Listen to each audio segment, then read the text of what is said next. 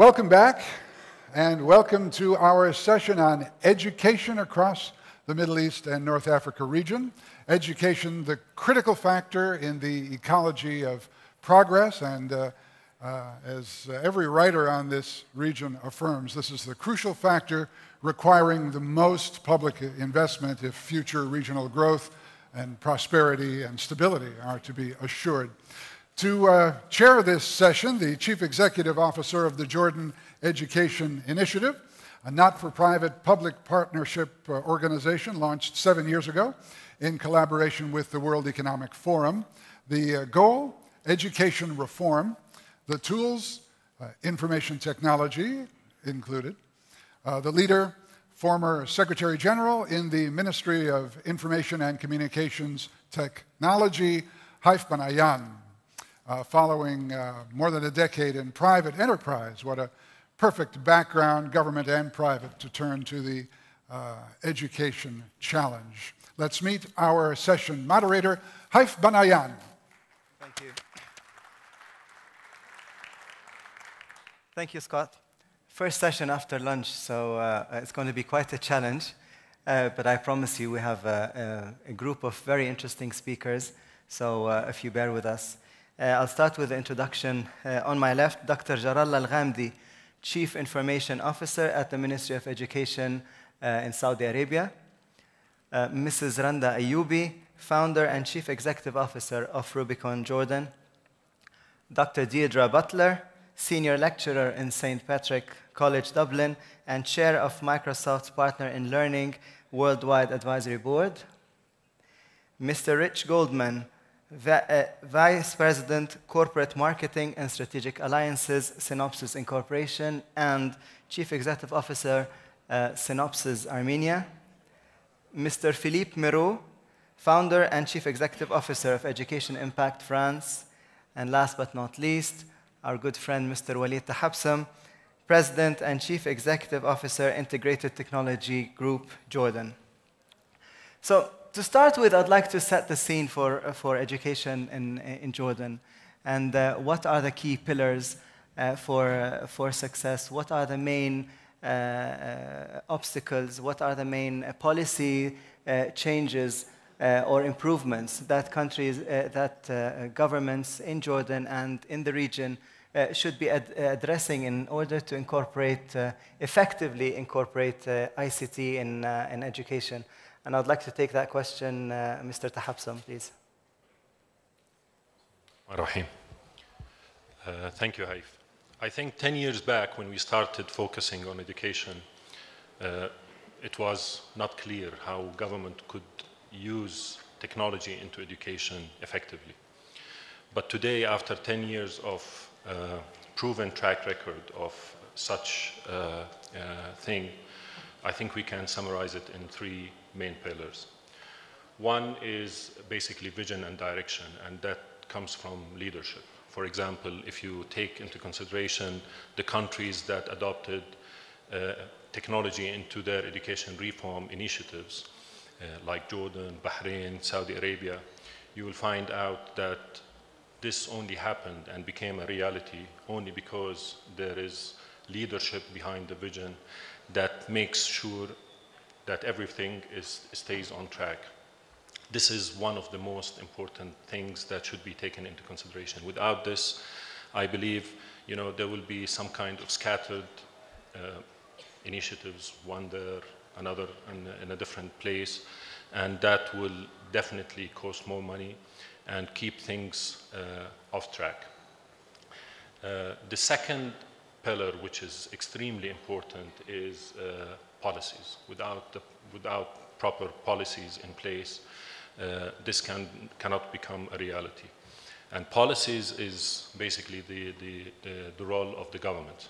Without the true partnership of the government in regards to changing the policies and making the right policies to have this a reality, this is something that is going to impose many challenges. And we can name many countries that try to do that without changing the policies in order to have technology as an enabler into education reform, and to use it and to have education in general as a tool to drive the society and the economy to be based on knowledge.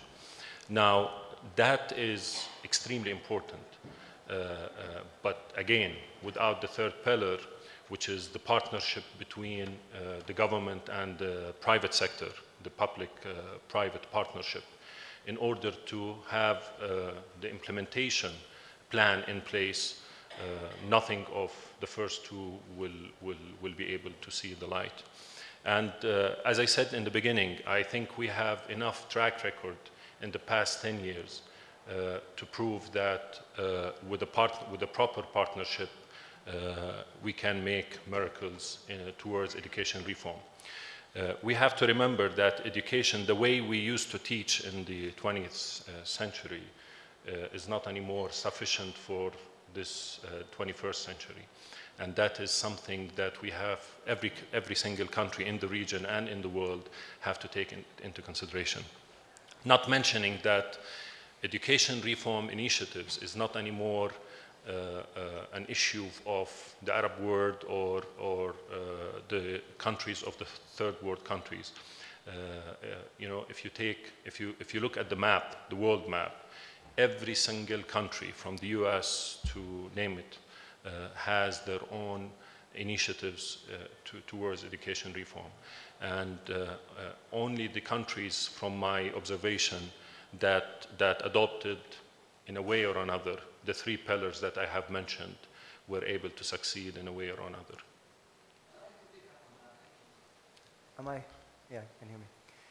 I want to pick up on that. You said many countries have built, they have their own reform programs. Dr. Jalala, in February 2007, His Majesty King Abdullah bin Abdul Aziz launched Tatweer, a 9 billion Saudi riyal initiative for improving education. And there is a main component for improving environment through the use of technology and integrating technology. What are the key strategic actions plans that the ministry has actually taken and Tatweer has actually taken in this implementation? And what kind of, do you agree with the pillars that our friend Walid had said? Do you think that there's a good role for the private sector to take part in this? Bismillah ar-Rahman ar-Rahim, alhamdulillah, wa salatu ala rasulullah. Since its start, Tatweer project has established 50 schools as Tatweer schools that teaches 25,000 students across the kingdom in all the regions, 30 regions of Saudi Arabia. And it uses these 50 schools, boys and girls schools, as test bed for quite few initiatives. And Tatweer, as you said, it was built, their strategy was built on 4 pillars. One of them is the utilization of technology to improve education. Now we are looking at the Ministry of Education, not only to 50 schools, 25,000 students, but actually to 33,000 schools plus that teaches more than 5 million students in all, that covers all the geography of Saudi Arabia. And Tatweer now is reviewing its strategy. Yes, they are providing these 50 schools still with the curriculum that they have developed and the infrastructure. They build them as a smart school infrastructure, and they have tested a lot of concepts from around the world, and that has been shaped up to serve the Saudi schools. But with the new strategy that now is being, it's still under work, but some of the initiatives were already with the strategy, they are being under the work. One of them, for example, is to move the schools to be more autonomous, and the school becomes a center of learning rather than delivering teaching. No, it becomes center of learning, like some of the guests have spoke on the morning, where the 21st century skills are being brought up, not only taught, but practiced. And more of the training first to the teachers to be able to teach these skills, more teaching skills and ICT skills as part of the 21st century skills. And training to the leadership, and the leadership starts from the leadership at the school to even the vice ministers. All of that now training underway on these issues. There's also many ICT projects that we are already in the run. I'll not mention the ones that are still under plan, but the ones that already began working either in the early stages or in first one is education system project, where similar to the EduWave that you have here, but with the requirements that we have for schools in Saudi Arabia. And it will cover the 33,000 plus schools and the more than 5 million students and 500,000 teachers. There is a GRB, Governmental Resources Planning project, and that will take care of the admin side and increasing the efficiency of the admin and financial side of the ministry as an enterprise. And there is a portal project. It's about to be launched very soon, which will host both services for the enterprise side of the ministry and services for the education side. There is a GIS system. The first phase is about to be launched very soon, about a couple of months. That will cover also. That will put all these schools into the map of the GIS. Of course, the infrastructure, especially there is a data center, main data center. When we speak about this volume, it will require a very powerful data center. It is being built sector by sector, and the connectivity to these 33,000 schools. Most of them are now being connected safe, just about 700 schools that are not connected, but the rest are connected through DSL. But you know, DSL is not the reliable platform that we would wish to. We are starting a new initiative to make all these schools connected with sufficient bandwidth that host all of the projects that I said, plus when you put e-learning also projects and content, of course it will require quite a bit of bandwidth and of reliable connection. And about the private sector, all of these projects are in partnership with the private sector. So excellent. It doesn't summarize. You've concluded with e-learning, with e-content, which is a good segue for me for my next question directed to Randa.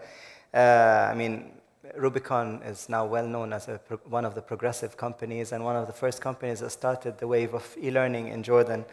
In your experience, what were the key? How's the uptake of e-learning? How has it been? Reflecting on your experience in Jordan, what should be done to improve the uptake? And taking that experience on a regional and global level, what was your experience on that? Thank you, Haif. In Jordan, if I want to just talk, let's remove the globally to the side for a bit, because it's a different kind of environment than Jordan and the region. Besides our first or initial experience in Jordan, we worked in many other countries in the region as well. And I would say there has been movement in reforming education, irrespective of whether we're talking about enabling reform through ICT or through other methods. Throughout the region, there has been movement in reforming education. But I wouldn't venture to say that anywhere in the region that movement has moved into a momentum, and into a momentum that can change the life of the children, their thinking, open more opportunities for them, or allow them to be better and more effective citizens in the 21st century, for many reasons. Probably, in our view, with our experience, the biggest reason is the way governments look at education as something that they own and they want to control, and they want to keep in certain channels delivered in a certain way. Now, when you talk about ICT in education, you're talking about opening new ways for children to learn. New ways require more access, and access is both infrastructure, but also more freedom in being able to access things that will enhance your learning process, that will allow you to participate in new experiences. And the third largest or biggest reason, in my view, has been the financial aspect. Whether it is from a government point of view, not being able to provide that physical infrastructure access to people outside main cities, or people in cities and towns with varying degrees of economic ability. You will find that difference between people in all over the Arab world. By the way, we found that in Morocco, we found that in Algeria. I'm sure Saudi has their own challenges in that, and it exists in Jordan.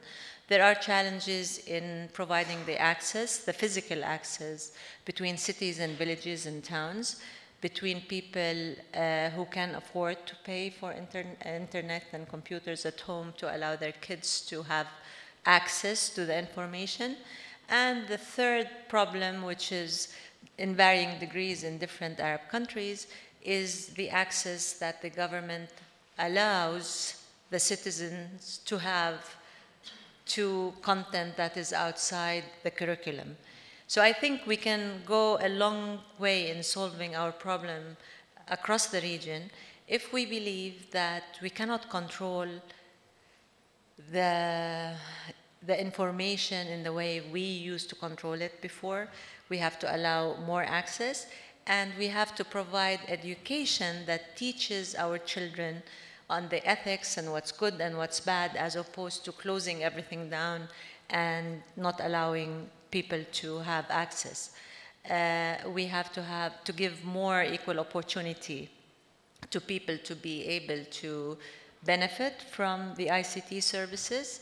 And we have to believe that we cannot convert our existing curriculum to the internet or to e-learning and believe that we've had educational reform. The positive side is that everybody around the Arab world, across the region, believes in the power of transformation of ICT-enabled learning. I don't want to call it e-learning, ICT-enabled learning. Thank you. Thanks, Randa. I think you've highlighted a very important, maybe policy change. It's very interesting, the definition regarding government wanting to own the education and not really allowing that kind of free access, maybe for fear of cultural issues and other things. That's very enlightening, really. I think we need to wake up the audience. So I would like to ask the audience the voting question now, if you don't mind. So if you have the the voting question, not open yet for questions. The voting question. You have the clickers somewhere next to you. I was told that there are 100 clickers, but each clicker can handle 3, so we can have up to 300 answers to the question.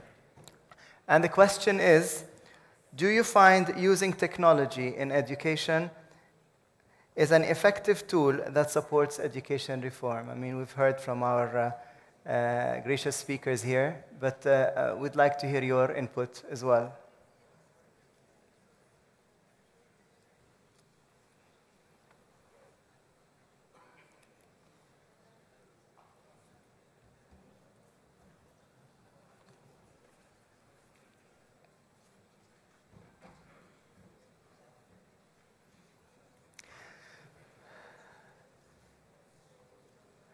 Perhaps while we get the answers, I'd like to go back to the issue of policy changes. I mean, if we want to go back to what is the first policy change that we want to feel to see more effective integration, what would that be, Randa? Policy change on. Is this working? Yeah, I guess. you just need. On a government level? Yeah, yeah. I don't know if it's a policy change. I'm not a policymaker, but if it was me, this is the way I would do it. I would look as a government, as a country, as a parent, or a group of parents, or whoever is designing that. And I think, okay, this kid who's entering grade 1 this year, how will the world look when he or she gets out of high school? 18 years down the line or 15 years down the line. What kind of skills and knowledge do I need as a parent to give that child so that he or she is effective, can make a living, can find a job, can create a job, and so on and so forth? Chances are, as we all know, that none of us sitting in this room know what kind of skills are going to be needed in 18 years or 15 years. So the challenge that we have is that we are designing educational systems and training our kids for things that do not exist yet, things that we don't know about yet. So the policy should be, first, realizing that. Second, being dynamic enough as a Ministry of Education, as a parent, as a school, as an educational system, dynamic enough to change with the time, to think about change as a constant in our lives, to move with it or ahead of it if we can, if we're lucky. And it shouldn't take us 5 to 6 years to come up with a policy so that we can make sure that, you know, it addresses all the issues that we need to address in social or other issues. The internet allows us to work in parallel to the Ministry of Education. The Ministry of Education should have the policies that are religious, social, whatever they are, that respect the country's tradition. The internet allows us to work in parallel to that with the technology-enabled learning and give the kids the tools to work with the time as all the ministries are making the policies. So, in my point of view, the only policy that we need to adopt is to change with the times. Thank you for the advice. Now, the response, I don't believe it's a surprise to me. It's 80% saying yes, and 7% saying no, and 12% saying neutral. I think we need to work on those 19%, and the 1% that's lost. So with that, maybe I direct my question to Deirdre. I mean, you're a university lecturer with an amazing passion for integrating technology in education. And allow me to quote you here. You say that technology challenges traditional models of schooling. So in light of the result here, what would you share with us today? I think what we have to acknowledge first is that technology in and of itself is not going to make any difference, because it's only the beliefs and values we hold that actually interprets how we actually use the technology. And I think that's the first thing we have to acknowledge. And now we have to look at the beliefs and assumptions people have.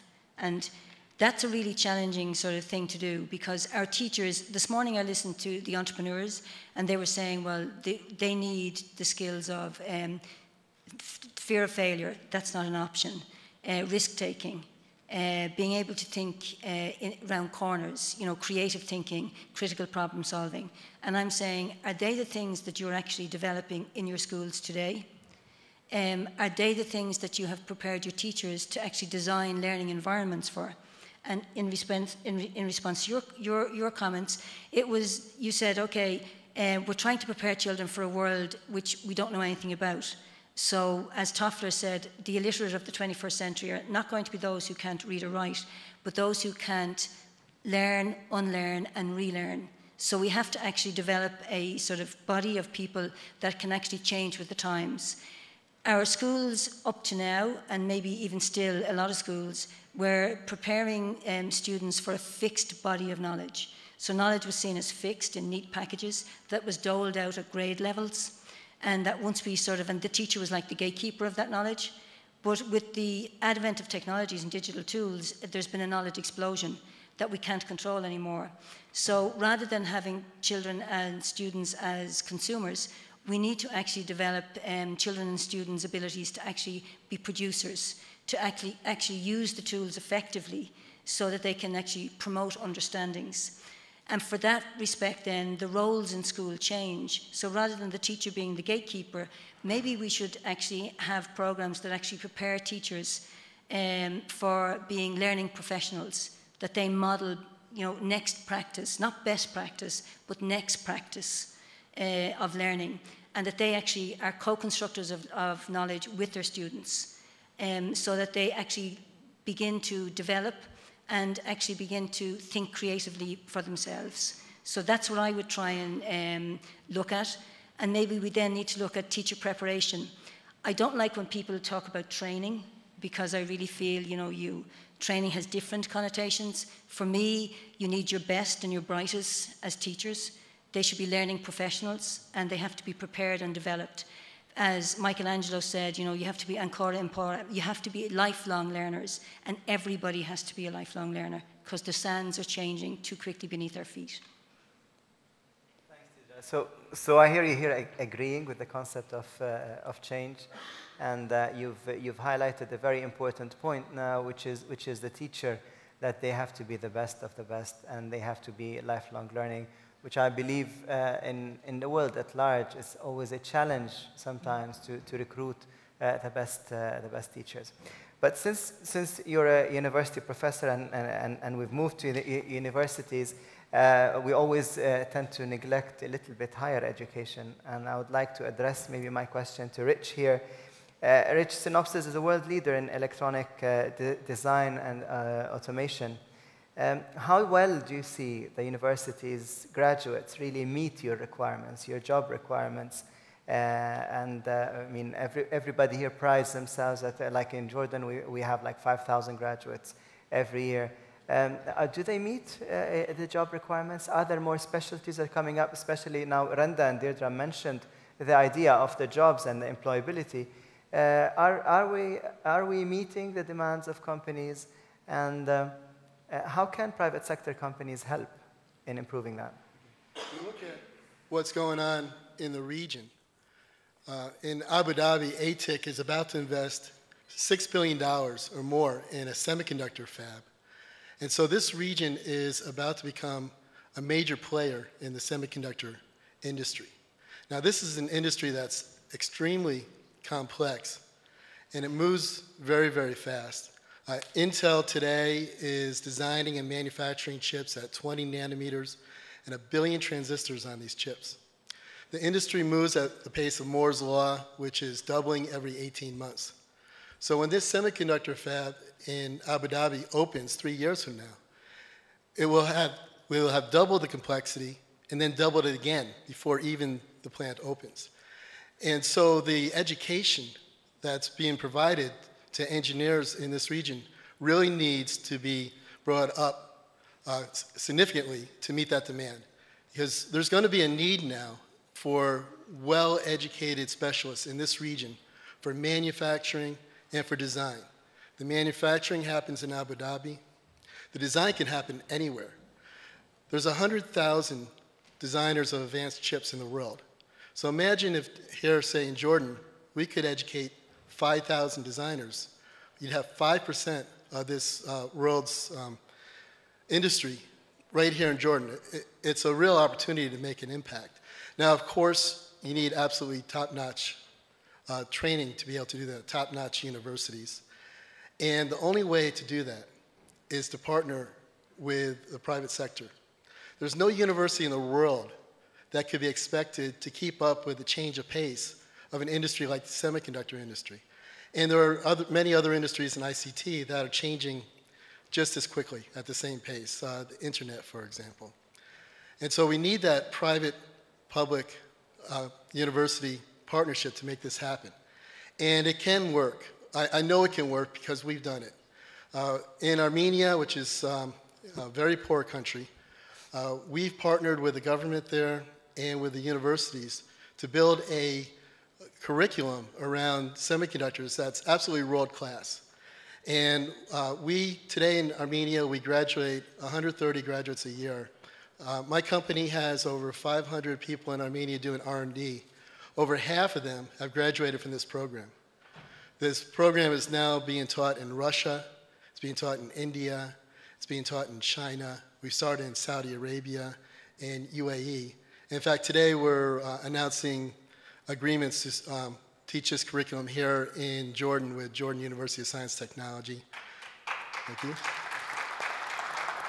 And also with Princess Maya University of Technology. So, thank you. So we're investing here in that. I think it's an absolute necessity for this region to be the player that it deserves to be on the world stage in the area of semiconductors. Thanks, Rich. We have, putting a different angle on education, our guest, Philippe. Philippe, the concept of education impact, I mean, here we're talking a different angle. We had the IT companies, and we had the government, and we had the practitioners. You're coming in with a different perspective in terms of the consultancy and implementation of projects. And the concept of education impact is it's very different. So how do you assure, I mean, tell us a little bit more about your fellows concept and how do you assure geographic coverage? And maybe you could start by telling us why the interest in education and worldwide. I know your company is focusing on worldwide development. Thank you. Education impact is a concept of international network of experts, all specialized in education and ICT, and being practitioners, policy makers, having driven policy in different countries.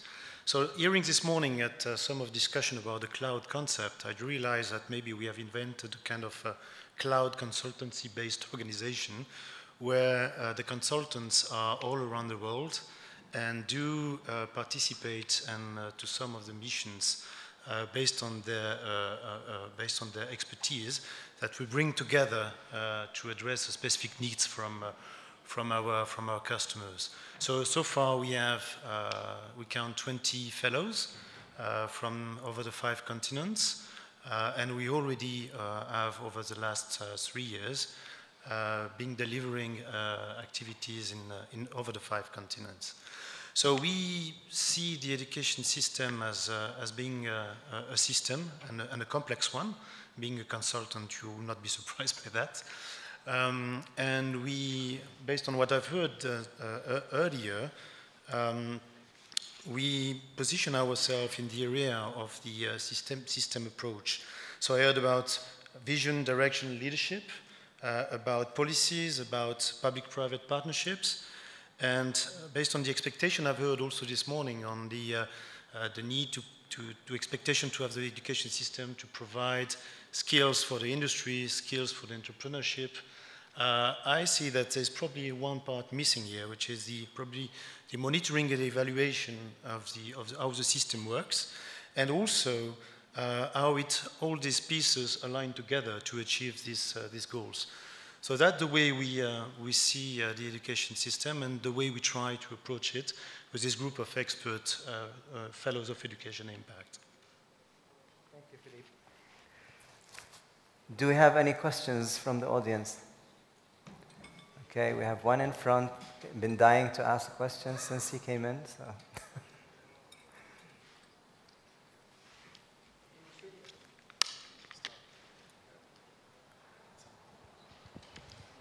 Hello?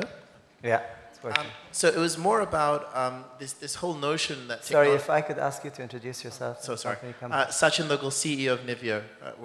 We live in the cloud, so the question is actually quite fitting to what you just said. A lot of ICT that we have seen in the past has explicitly been used as a method of distributing content into schools and into classrooms. But if you look at the true power of technology, it's not about just distribution, it's about disruption.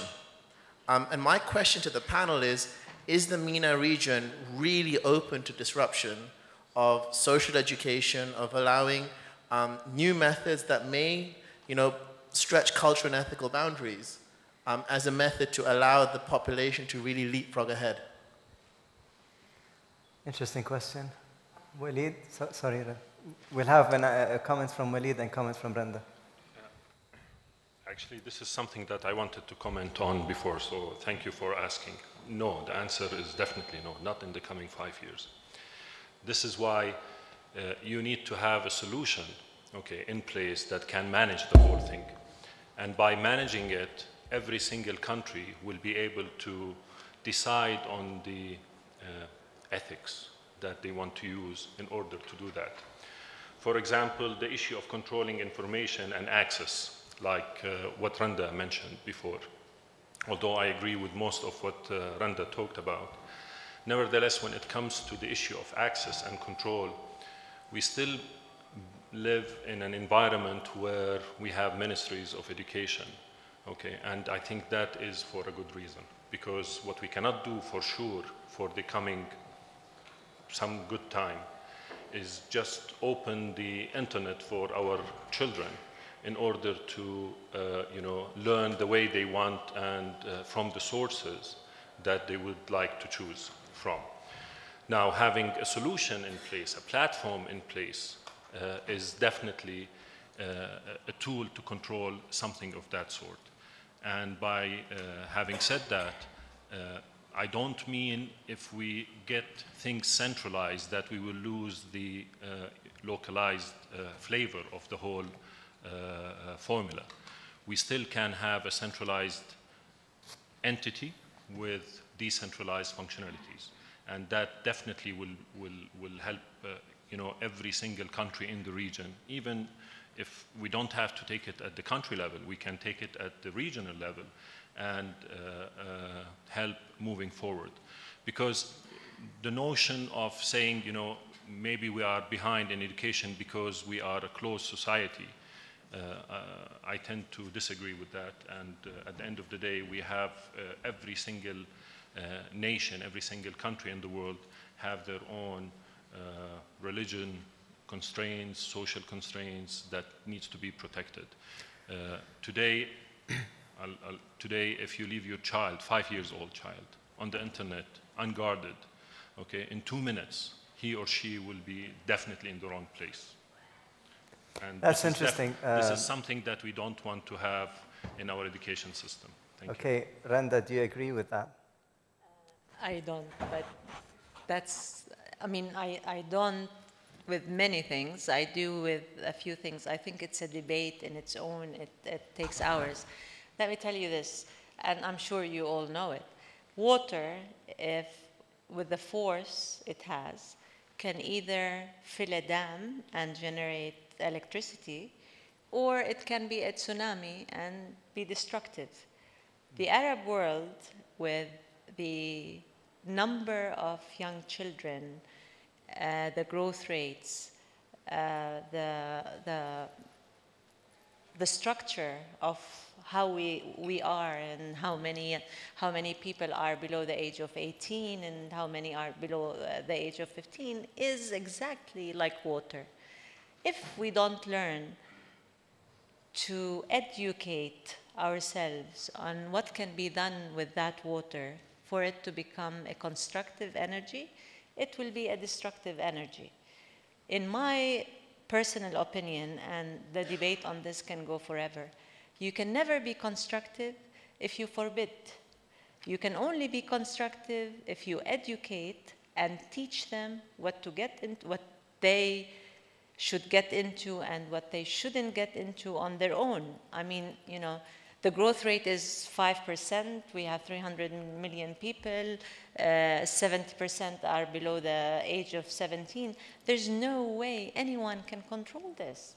The only thing we can do is direct it to a constructive force. And I rest my case here. I'm not going to say any more. Thank you. You've opened up a can of worms.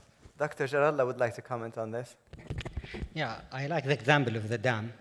Yes, we need to build that dam in order to orient that. I don't agree with the question that we make the disruption, we make it available for disruption. No. We need to build the dam. We need to be really quite sure that will be instrumental because again, and constructive, because again, we are teaching kids that are learning in order to learn things that will be beneficial in about 16, 17 years of age. But you know, I mean, sorry. I think we automatically understood the question from the perspective of security and accessing things that we should not access on the internet. And I think revolutionizing learning and doing it differently, following different technologies, and it's not only about accessing the internet. Deirdre, perhaps you can give us your opinion on that. I was interested to see that the focus was on sort of managing and controlling, because at that stage you're still looking on sort of the content, and you're still deciding what the content should be. And whereas what I was trying to say is the fact that we can't imagine the problems and the questions they're going to be faced with in the future.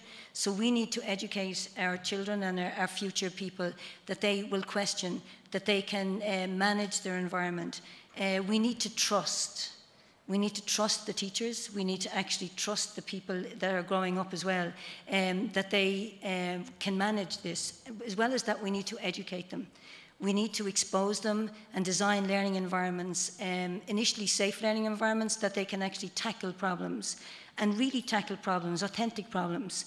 We all have problems and issues around the world, and this is the generation that will help us solve them. We have sustainability problems, we have energy problems, we have green problems, and we need to work on them. So rather than the curriculum being disconnected from real life, we need to actually focus on real life problems and actually tackle those, and so that your curriculum then is localized to the region, and it's very important to the region. And at the same time, you're looking at global problems. So the issue shouldn't be control. It should actually be, what are the values we want to live by, and how can we design learning environments that actually capitalize on that and empower our children to actually use the tools in an effective, empowering way, rather than be shaped by the tools. So there's a connection between the tools and the thinking. So I think there's radical change is needed for our educational systems, and we really need to think big, and we really need to think differently. The factory model was fine, production, that's the world we lived in. It's no longer fine for the future. We need to actually really radically rethink our teaching and learning environments. Any other questions? Oh, okay. You have a mic? I've got a mic. My name's Alexander McNabb. I'm from Spot On Public Relations. This is not about the day job, though. I'm a child of two teachers, and I'm married to a teacher, and in my early years, I was a victim of teachers. I've got 3 points. I'll try and make them succinctly for the panel. I think the first one is you've got learning by rote, under-resourced schools, underpaid teachers, and a curriculum that's breaking at the seams. Is technology really the answer right now, or don't you need to fix that other stuff first? The second one is I've spent my entire lifetime watching teachers goof up with technology, from my first access to a punch card reading mainframe, which was denied because the maths teacher only let maths teachers' pets use it, right the way through to being taught octal instead of hexadecimal, because I didn't quite know where that sort of fitted. And now today I watch teachers being jerked around constantly with innovations dumped in front of them. And with due respect to the panel, I don't see a class teacher in front of me. I see everybody else, but I don't see a practicing class teacher talking about the issues and problems of education, which, forgive me if I'm wrong, takes place in a classroom. My third and final point is my wife is a teacher, and she is now dealing with children that can't do a jigsaw puzzle because they sit and wait for the pieces to snap into place. Well, you sort of cheated here. You asked many questions, but that's okay. Would you like Dr. Jalal to address at least the first part of the question, which is reform, the education reform, and is technology the question? technology is only a tool. Actually, the education should be a model, a complete model. If you only concentrate on the technology side of it, it's only a small portion of the whole module. And any model, if you there is success factor for it, and and from the technology side, there are many varieties that you can choose in order to utilize the education, utilize the technology to empower education. First, you have to develop what is your content model and what is your delivery model. Part of the success of the delivery model is that you have to improve your infrastructure. That touch part probably in your third question or third comment. And also, teachers has to play how to utilize this facility, whether it is a content or infrastructure, in order to equip the student the ability even to utilize today's knowledge wherever it is. And by the way, we are not talking about control, but educated guidance to how the student can learn from the K up to the 12th grade. So summarizing it, technology is a tool, and you have to work on all the components that make the technology works for a complete educational model. Does anybody have any comments from the panel? Deirdre? I think a lot of people are sometimes unfair to teachers. I think what we need to really focus on, and I said before, is that we need to focus on teacher development. As I said, as well as your best and your brightest need to be encouraged into the profession. They also need to be able to be immersed in deep learning environments themselves, very different to the type of learning environments they had been a victim of, because we've all been victims of them. So we need to reimagine those learning environments. We need to have really imaginative teacher preparation programs for teachers before they go into the field, and continuing sustainable frameworks for teachers as they're in the field, and supportive networks that actually link with private enterprise as well, that I can have a relationship with a private enterprise. That's the reason I have a lot of relationships with private industry, so that I am kept up to speed with what's going on.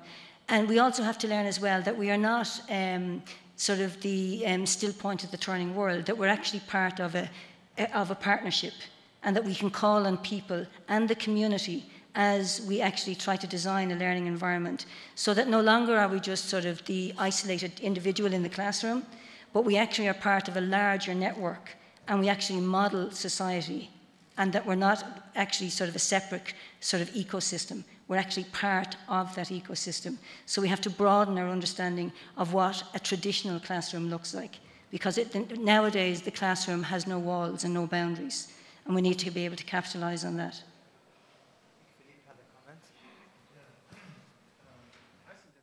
The ICT marketplace is a little bit changing right now in education. It has long been a provision marketplace, driven by, and innovation was driven by provision. Provision was the latest version of this software, this hardware, etc.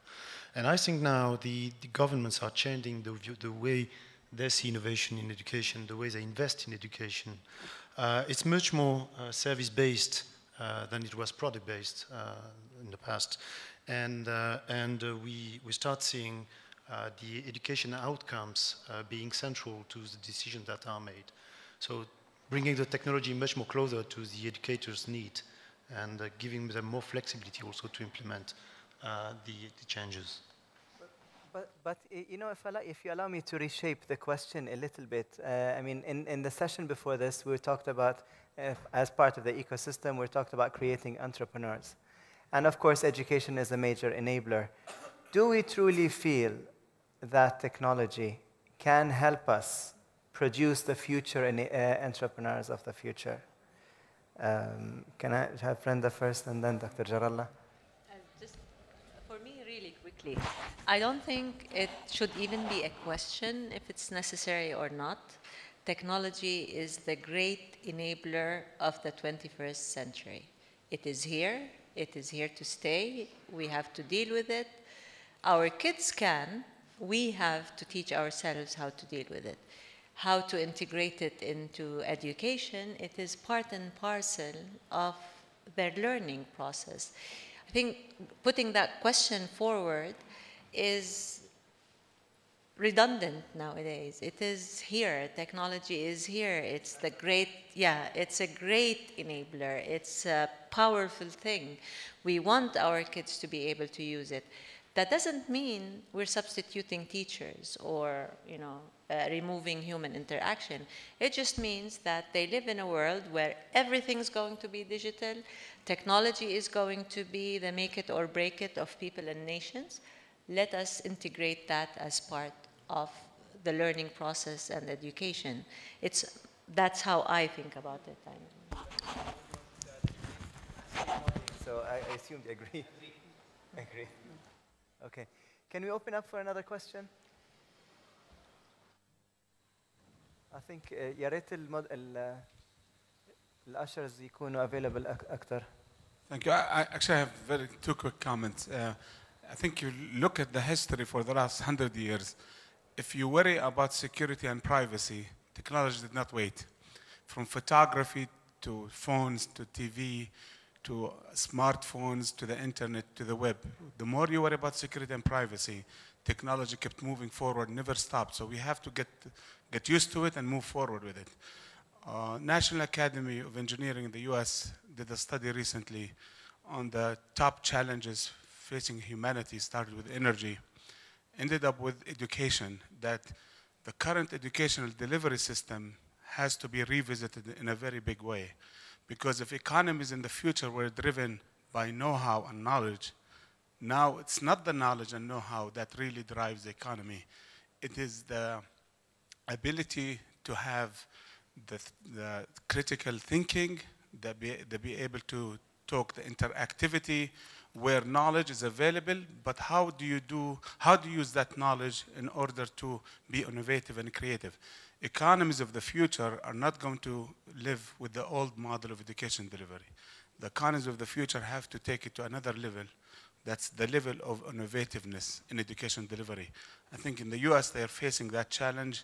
Here we still debate whether technology should be used in education or not.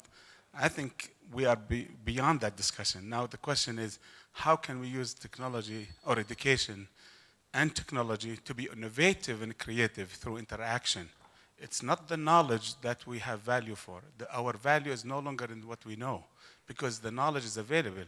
Our value is how to use that knowledge in order to spark innovative minds and the young kids. And if we are late and we don't do that, the tipping point is going to come from the kids. And let's shape them and help them to go in the right direction. Otherwise, if we keep resisting that kind of penetration, they will force us in a direction that we might have or lose control. Thank you for the comment. Does anyone, any other questions? Front row, third row.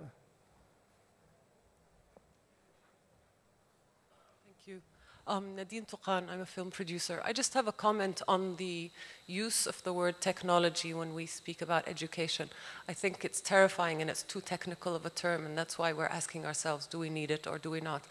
It's a literacy at the end of the day. It's a multimedia literacy, it's a screen literacy, and that's the bottom line. And if our kids are not growing up with this literacy, they're just going to be illiterate in the future that we're setting them up for. So maybe if we reframe the language on how we use technology for education, it's screen literacy and multimedia literacy. Okay, thank you for the comment. Really quickly before you take, but then teaching is a technology, Nadine. And technology doesn't have to be technical. Barak Siraj. A point that was made earlier on, that for every 1,000 there are 150 computers. So we have to realize that when you say technology and so forth, the kids that are growing up maybe don't have access to it and so forth. On the other hand, the smartphones and everything are being an enabler. I believe ICT is an enabler, that is a tool that would be used. I encourage all the governments in the region to have experimental schools where they look at different things. Like in New York, they were looking at using gaming, to develop gaming to let the kids understand physics and so forth, whenever. There's a lot of experimentation that is going on that we are missing here. We're experimenting with schools to adapt technologies, but we need to look at using it as a tool, not as you're not learning ICT, you're using ICT. That's my comment on it. Okay, do you want to comment on that? Since we're not getting questions, we're getting comments. I think I need to comment on the following. Sorry? Not you, but all go right, ahead now. but let me say the following. I think we're debating something that we all agree on. Technology is only a tool. It's not a target, it's only a tool. And I don't think there are two in the room that would disagree on that. But at the same time, we have to be practical. Changing from the way we used to teach in the past 100 years, moving to mobile learning, okay, is not something that is going to happen tomorrow. We are moving there, but we have to be realistic and we have to be practical. And the issue of learning or e-learning versus content versus solution, e-learning is not about the content and it's not about the solution. It's not about the training. It's about all of that together. Without the proper use of technology into the education system, we are going to face even bigger challenges. At the end of the day, as I think Randa said, it's not about our children. The kids who are 2 years old today, they are much better in technology or with technology than most of the teachers. And this is something that we need to focus at and make sure that we are not losing the focus in our discussion and especially for the decision makers while making the decisions towards education reform by using technology. Technology is only a tool. I would like to challenge that because to be honest, I am the person who's focusing on technology in education, yet I am sick and tired of hearing the word, it's a tool, it's a tool, it's a tool. What is that tool giving people? Obviously, there are many different thought processes. Some people think we should go full-fledged of providing one-to-one technology. Some people are saying, no, we shouldn't. We should limit it. We should control it. We should we have just under 5 minutes, and I want very quick commentary from as many as possible to wrap up this session from all of you if possible. What is do you think, what is the most thing we stand to gain by integrating technology? And I'll start with Dr. Jarallah. Very quickly, please. Actually, like you said, there are many ways of utilizing what technology can offer you. This is why what I said in answering the first question is you have to choose what content model you want to use, and then you decide what is the delivery model. Then work on the others, like, for example, preparing the teacher and training them, and providing the right infrastructure and the support also, because the model. Yeah. You're telling me how to do it. I'm saying, what do we stand to gain? What do our children stand to gain by implementing technology in education? Okay, all the 21st century skills, you can do it better with the technology, all of them. Okay, Randa. Without any reservation. Randa. I think simply, they would be riding the wave of accelerated change in the 21st century as opposed to being underneath it. Technology enables that and allows the teacher to be what they should be, which is team leaders who are guiding them on how to be sturdy on that wave. Deirdre. Okay, what the technology offers me is the way to think differently. I now have the tools at my disposal that I can think in a very different way. It also enables me to do what it says on the pen in your packs. It allows me to create things that I wasn't able to do before. Just think of the range of possibilities. I now can make my own films and everything else. So it allows me to think and create meanings in different ways. And it allows me to actually fulfill one phrase from an Irish playwright, which says, you see things and you say, why? But I dream things that never were, and I say, why not? That's what it allows me to do. Thank you. Rich? I think the world's greatest teachers today in a classroom can reach 20 or 30 students at a time.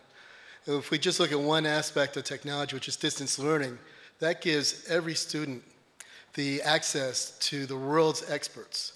And that's really an important thing. If they can get training, get learning from those world's experts, it's very inspiring and it's a much better learning experience for them.